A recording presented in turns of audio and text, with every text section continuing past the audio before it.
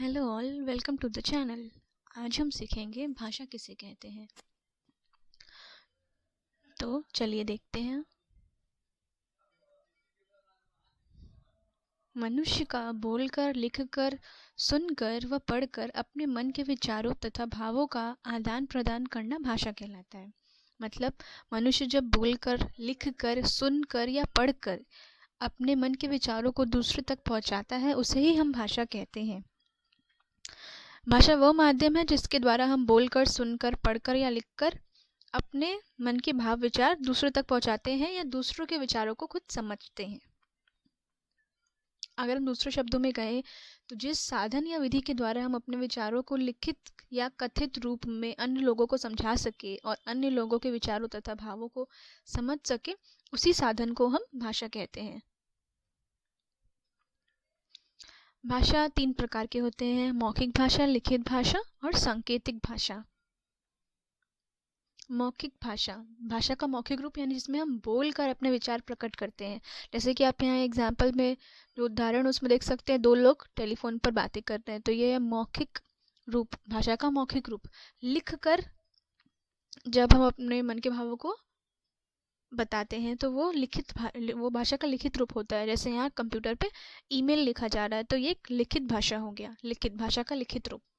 और एक सांकेतिक, सांकेतिक मीन्स सांकेतिक मतलब कुछ संकेत या इशारों में बातें करना। इसका उदाहरण आप यहाँ देख सकते हैं, जैसे हाथ बनाकर ए भी कैसे कोई कह सकता है, जो बोल नहीं सकते वो कैसे बताएंगे कि कैसे समझेंगे ए बोल रहे हैं या बी बोल रहे हैं या सी बोल रहे हैं।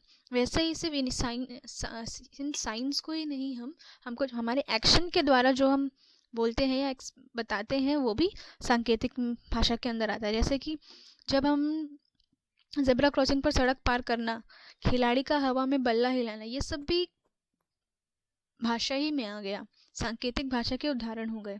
क्योंकि यहाँ भी हम इशारों या संकेत के द्वारा अपने विचारों का आदान प्रदान कर रहे हैं, इसलिए इसे सांकेतिक भाषा हम कहेंगे।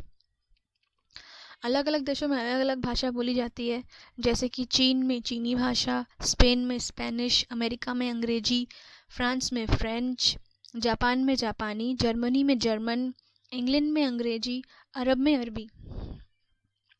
बंगाल, अलग अलग राज्यों में भी अलग अलग भाषाएं बोली जाती है। जैसे बंगाल में बंगला, बिहार या यूपी में हिंदी, कर्नाटक में कन्नड़, गुजरात में गुजराती, तमिलनाडु में तमिल, पंजाब में पंजाबी, महाराष्ट्र में हम मराठी भाषा बोलते हैं, कश्मीर में कश्मीरी या डोगरी, केरल में मलयालम भाषा बोला जाता है और उड़ीसा में उड़िया भाषा बोला जाता है।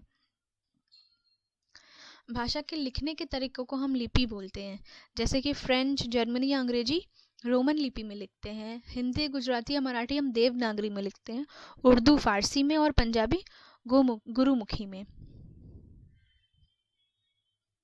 व्याकरण की मदद से हम भाषा को शुद्ध रूप से बोलना, लिखना व पढ़ना सीखते हैं। इसलिए भाषा का बहुत बहुत महत्वपूर्ण है हमारे लिए।